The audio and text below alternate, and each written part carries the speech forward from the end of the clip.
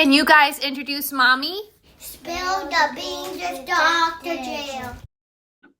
Thank you all for joining us on today's episode of Spill the Beans. As promised, my last episode for the first season is a big, pretty heavy hitter, someone that I think you all will recognize and will appreciate the words and wisdoms today.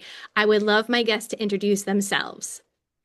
Hello, my name is Miguel Cardona. I'm a father, an educator. I most recently served as the 12th United States Secretary of Education.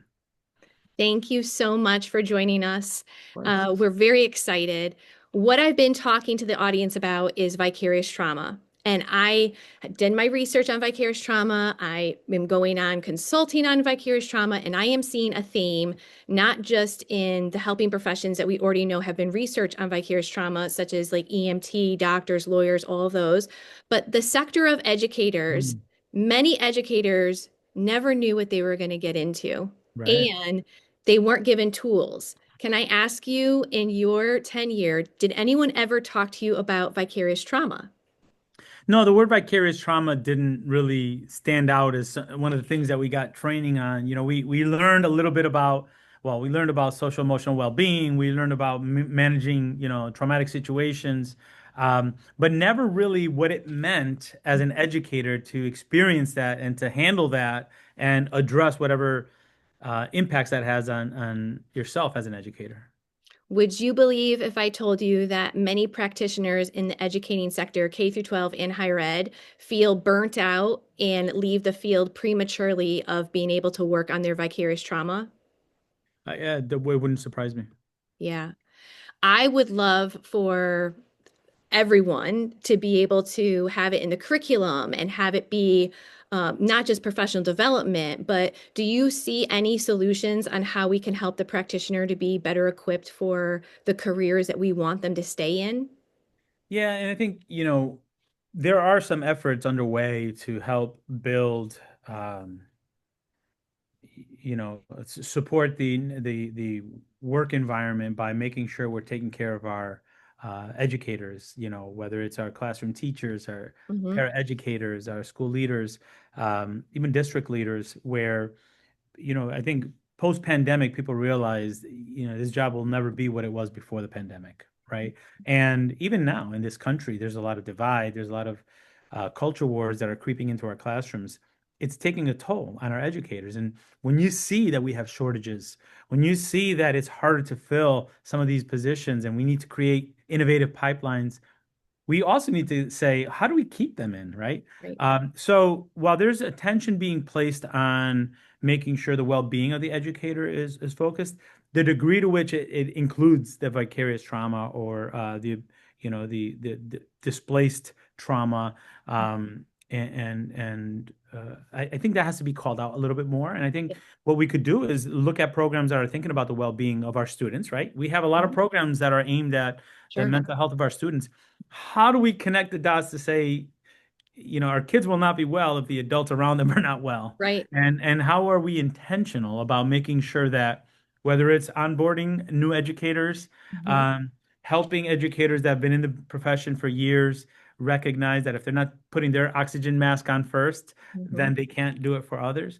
And just being more intentional about that, with the existing attention that's being placed on the mental health of our students and in many places our staff. We, in other episodes, I talk about protective factors and I talk about different strategies that practitioners can do to manage their vicarious trauma and measure it, because that's another gap that I think a lot of people are like, what? This is just a byproduct of the job. I thought I can just put it on a shelf and forget it. And I'm like, that's not exactly how this works. So let me ask you, can you share how do you manage your vicarious trauma? Yeah. Well, a lot of coffee. No, actually, I really found Jill as I progressed from, I was a school principal for 10 years. Mhm. Great job. I was young. I had two kids, and it was really intense. And for good measure, I said, "Oh, let me go get my doctorate."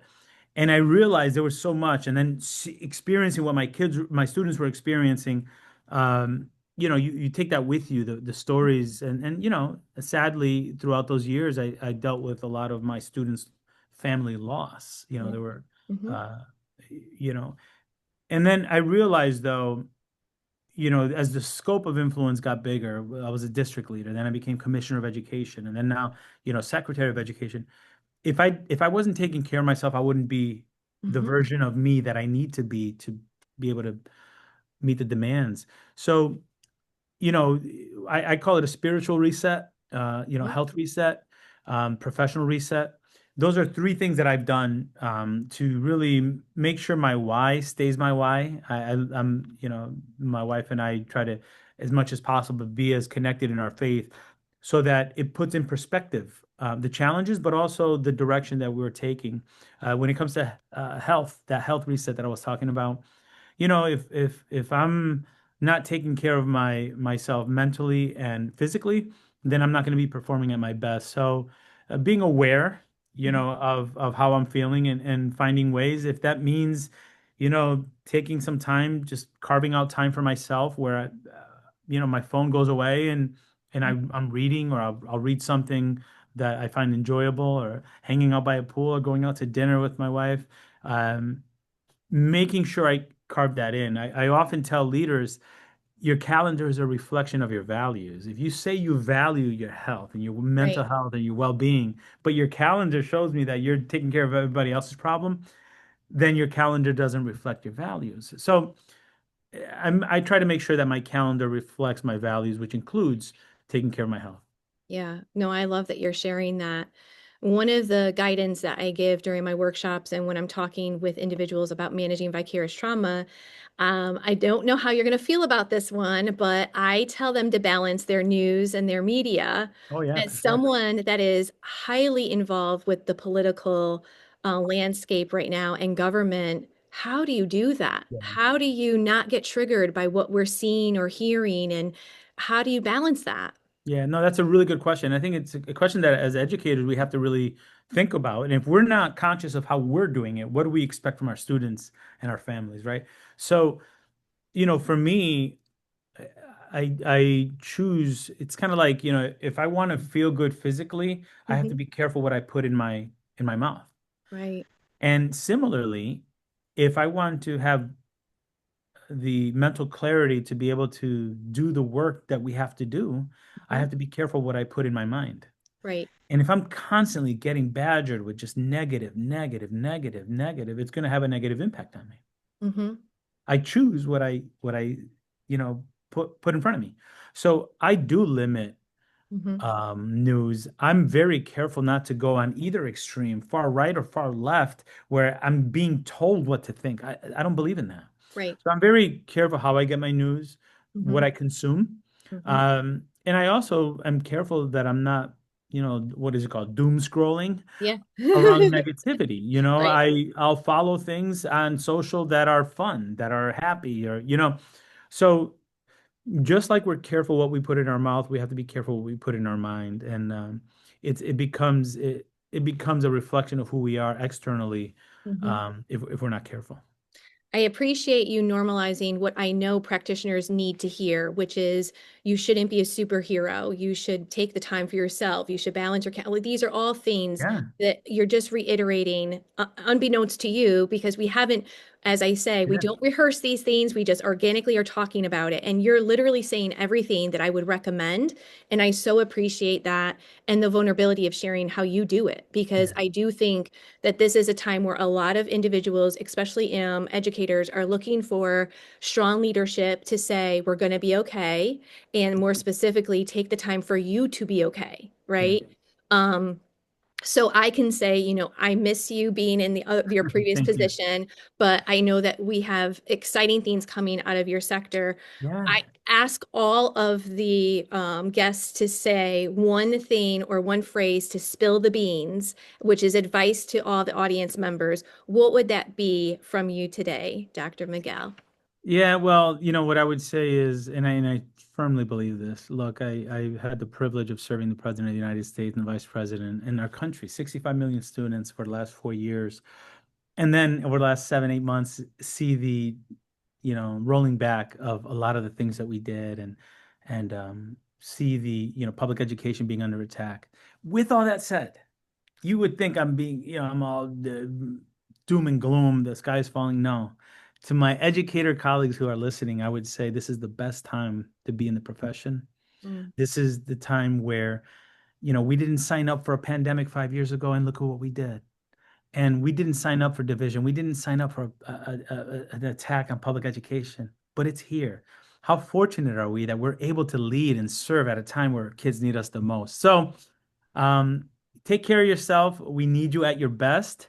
Take care of one another. Have grace with one another. It's a very difficult time. There's a lot of emotion. Have grace with one another. And remember that our kids are watching, and if we show them we love what we do and we're doing it because we want them to do well, they're going to perform at their best. And if they perform at their best, so will we. Those are the beans that I have to spill. Thank you so much. Great wisdom. Breath of fresh air is Thank you. all that I can say for this. Thank you so much. Good Thank to be you, with you, everyone. Dr. Joe. Thank you. Bye.